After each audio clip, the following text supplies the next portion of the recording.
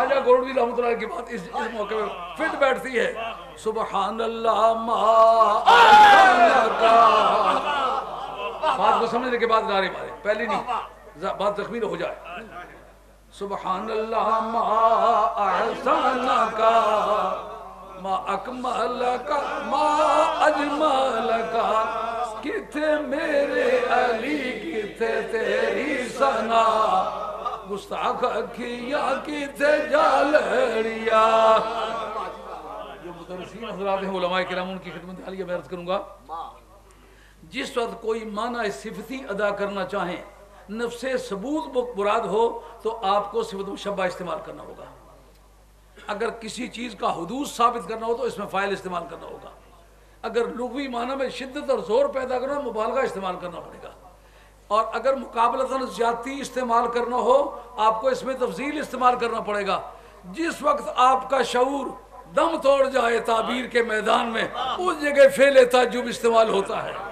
خواجہ گولڈوی رحمۃ اللہ جو ثابت ہو سیارہ کے گردش و سکون کو ماپنے والا ہے, اس نے مصطفیٰ پر جب نگاہ پڑی کہتے سبحان اللہ ما احسنک ما اجملک ما اکملک.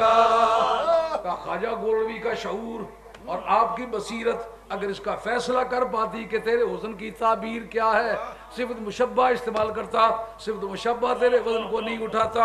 اور اگر حدوث ثابت کرنا چاہتا اس میں فاعل استعمال کرتا, مگر اس میں فاعل تیرے وزن کو نہیں اٹھاتا. اگر مقابلتاً زیادتی ظاہر کرنا چاہتا اس میں تفصیل استعمال کرتا, وہ وزن نہیں اٹھا رہا. اب میں کہتا ہوں میرا شعور دم توڑ گیا. سبحان اللہ ما جس جگہ نبی کھڑے تعریف کر رہے ہیں, رسول کھڑے تعریف کر رہے ہیں, اور مرزا قادیانی کیا ہے, بیڑے ایسی بڑے دانت بھی کلے تڑائی تو نسی کے چھوڑ, بیل بھی گھبرا کے بھاگ جائیں. ایسا آدمی نبی ہو سکتا ہے؟ حضرت علامہ بدر الدین عینی آپ کی کتاب عمدۃ القاری شرح بخاری کی جلد 25 جلدوں میں لکھی ہوئی کتاب ہے کیف بدل بھئی, اس کی تفسیر وہ لکھتے ہیں, کہتے ہیں کوئی نبی بھی بدصورت نہیں آیا. تو اے نبی دے صورت پیڑی, کہتے ہیں چونکہ حسن صورت کو قبول پیغام میں دخل ہے. مرزا جی کے جھوٹا ہونے کے لیے بھی یہ بڑا واضح ثبوت ہے. حسن صورت کو قبول پیغام میں دخل ہے, اس لیے جب بھی کبھی جبریل امی کو حکم ہوتا کہ صورت انسانی میں جاؤ تو حکم ہوتا دیا کلبی کی شکل میں جاؤ. عرب سوسائٹی میں سب سے زیادہ خوبصورت وہ آدمی تھا. کہا کہ تم ان کی شکل بنا کے جاؤ. کیوں؟ جب تم جاؤ گے تیری صورت پیاری نظر آئے گی تو تیری صورت سے میرا یار متاثر ہوگا, پھر محبت سے تیرے پیغام کو قبول کر لے گا. اس کا مقصد یہ ہے کہ پروردگار عالم نے کسی بدصورت کے ذریعے سے پیغام پہنچانا پسند نہیں کیا, تو کسی بدصورت کو رسول بنا کے بھیجنا کیسے ہے؟ پیر جماعت علی شاہ صاحب رحمۃ اللہ کا فوٹو دیکھا, مزہ آ جاتا ہے کہ نہیں؟ سید پیر میروی شاہ صاحب گولڈوی رحمۃ اللہ کا فوٹو میں نے ایک مرتبہ لال موسے میں دیکھا تو مجھے بہت پیارا ہے. وہ کہنے لگا میں آپ کو دے دوں. میں نے کہا یار یہ برا لگتا ہے کہ تو نے پیار سے رکھا ہوا ہے, لیکن ایک آخری ملاقات تھی جو سدا یاد رہی. ایسا حسین آدمی پھر کوئی دیکھنے میں نہیں آیا. جو اللہ کے ولی ہوتے ہیں ان کو دیکھو تو مزہ آ جاتا ہے, تو اللہ کا نبی ہو تو وہ ایسا بدصورت ہو. وہ فرما رہے تھے کہ وہ اللہ کے پاک بندے ہوتے ہیں. لفظ پاک استعمال کرتے وقت ایک اور بات سمجھ میں میری آئی ہے. وہ کیا؟ حضور ایسا مشکاۃ شریف کے اندر حدیث موجود ہے کہ جس وقت ملک الموت کی ڈیوٹی لگی جا کے مٹیاں اٹھا کے لاؤ تاکہ بندہ تیار کرے, اس وقت ملک الموت سے پہلے کئی فرشتے گئے. اس کا ذکر امام عبد الکریم شارستانی نے کتاب الملل و نحال کے اندر بھی ذکر کیا ہے. وہ کہتے ہیں مٹیاں اٹھانے لگے تو آگے زمین چیخی دھاڑی کہ مجھے لے جا رہے ہو, آدمی گناہ کرے گا جہنم میں جائے گا تو انسان کے واسطے سے مجھے بھی جہنم میں جانا پڑے گا, مہربانی کرو مجھے چھوڑ جاؤ. چھوڑ کے آ جاتے, جناب ملک الموت کی ڈیوٹی لگی کہ تم جا کے لے آؤ. جب گئے زمین چیخی دھاڑی کے بجے نہ لے جاؤ, بندہ گناہ کرے گا اس کے گناہوں کی وجہ سے مجھے جہنم میں جانا پڑے گا. انہوں نے کہا بتاؤ تیری مانوں کہ رب کی مانوں؟ رب کہتا ہے کہ تو لے کے آ. اب میں نہیں جانتا کہ تو جائے گی جہنم میں یا نہیں جائے گی. جب مٹی لے کے آ گئے تو اللہ نے کہا کہ اب اس سلیکشن میں تیری سلیکشن ہو گئی ہے, اس کمیشن کے لیے تو فٹ ہے.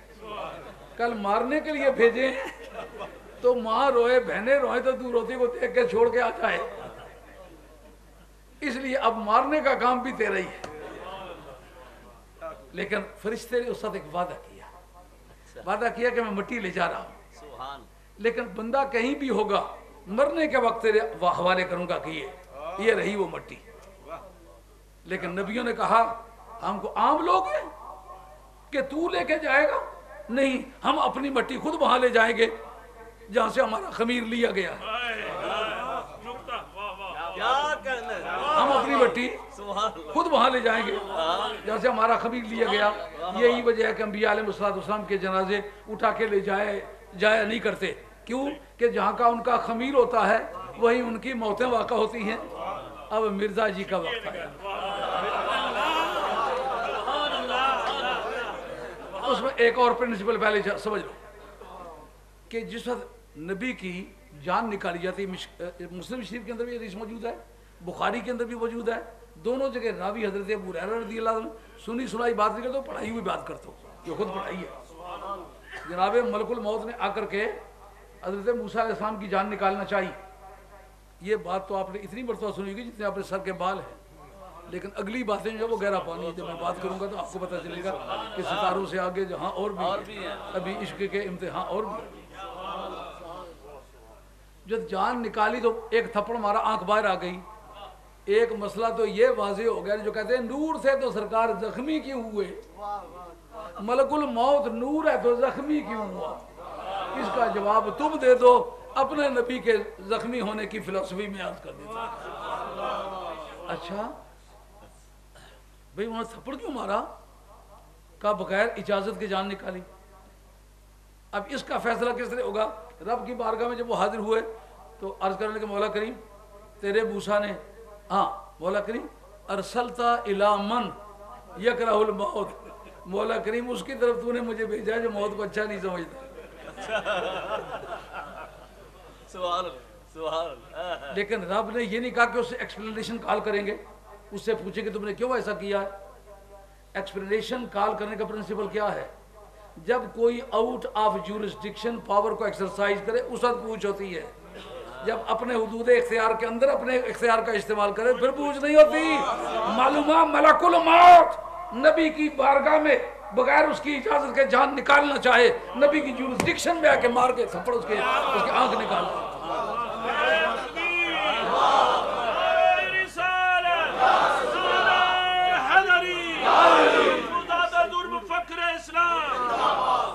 پھر مارنے والا بندہ ہے جس کی آنکھ نکلی ہے, وہ فرشتہ ہے.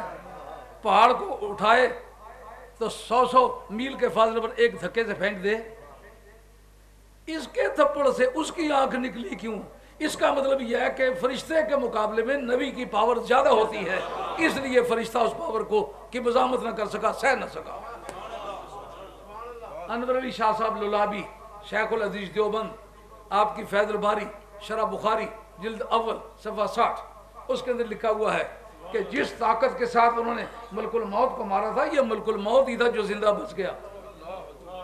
اگر وہ مارتے زمین پر لندقت السماوات والارض, زمین پر تھپڑ مارتے زمین بھی پھٹ جاتی, آسمان بھی پھٹ جاتا. سمجھتے ہو نبی کے زور کا اندازہ ہوا جی. اتنا پتہ چل گیا, اگلی باتیں نہیں کرتا, کافی تفصیلات اس میں اور دلچسپ ہے, مگر ختم نبوت سے متعلق نہیں. ختم نبوت سے متعلق یہ بات ہے. اچھا بھئی جان نکالنی ہے, یہ پوچھا تھا, کہا پوچھا تو نہیں تھا, کہا تیری غلطی ہے. کہا کیا کر, کہا جا کر اس سے پوچھ. کیا پوچھ؟ کہ اس طرح اس کے ایک بیل بنا کے لے جا فرشتے کو بنا بیل. نبی کی جو بارگاہ خدا بندی میں پذیرائی ہے اس کا بھی اندازہ ہوا.